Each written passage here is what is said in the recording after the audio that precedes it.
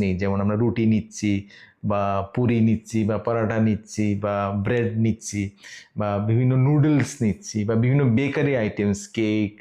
Pasta and bakery doughnuts ওরকম জিনিস নিচ্ছি, তো সেগুলো কিন্তু সব উইট প্রোডাক্টস, বা সামোসা, কচুরি, চানাচুর, ভুজিয়া এগুলো নিচ্ছি, all are wheat based products. And wheat based প্রোডাক্টসে যেহেতু আমরা সবসময় নিচ্ছি, আমাদের কিন্তু এই ক্রনিক ইনফ্লেমেশন বডিতে তৈরি হচ্ছে। তো ক্রনিক ইনফ্লেমেশন আমরা অলরেডি ডিসকাস করেছি, ক্রনিক ইনফ্লেমেশন আমাদের